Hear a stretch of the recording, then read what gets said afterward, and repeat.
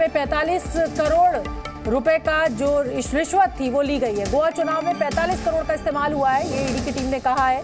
100 करोड़ की डिमांड की गई थी, 45 करोड़ का इस्तेमाल हुआ है। मुझे लगता है कि अगर ईडी इतने बड़े बड़े दावे कर रही है बलराम, तो कहीं ना कहीं दस्तावेज भी जरूर रख रही होगी कोर्ट के सामने।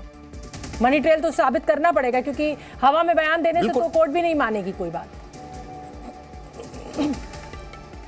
बिल्कुल, देखिए जिस तरीके से कोर्ट में दलील रखते हुए एसबी राजू ने कहा कि 45 करोड़ रुपए चुनाव में खर्चा किए गए गोवा के अंदर, और जिस तरीके से आरोप लगाए गए। हालांकि इस मामले को लेकर के आम आदमी पार्टी पहले भी कह चुकी है कि हमने गोवा में जो भी चुनाव के दौरान पैसा खर्च किया है उसका एक एक पैसे का हिसाब हम चुनाव आयोग में दे चुके हैं। हालांकि अब ईडी के पास किस तरीके के सबूत हैं और किस तरीके से वो कोर्ट में उन सबूतों को रखेगी, ये तो आने वाला वक्त बताएगा। लेकिन जिस तरीके से ये आरोप लगाए गए हैं ईडी की तरफ से कि रिश्वत मांगी गई अरविंद केजरीवाल की तरफ से, 100 करोड़ की रिश्वत मांगी गई, और रिश्वत के आधार पर मनमाने ढंग से जो लीकर पॉलिसी है उसमें बदलाव किया गया। और सबसे बड़ी बात यह है कि ये भी कहा जा रहा है कि फायदा पहुंचाने के एवज में रिश्वत मांगा गया। यानी जो मनी ट्रेल की बात ईडी कह रही है वो कहीं ना कहीं, जिस तरीके से एसपी राजू जो ईडी के वकील हैं वो कोर्ट में दलील रख रहे हैं और बता रहे हैं कि कैसे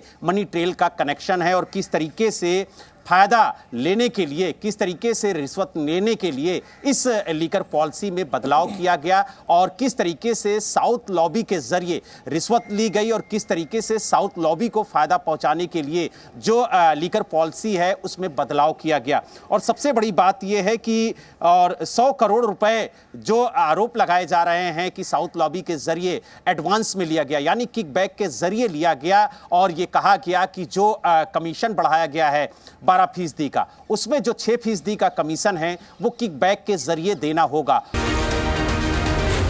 जी न्यूज़।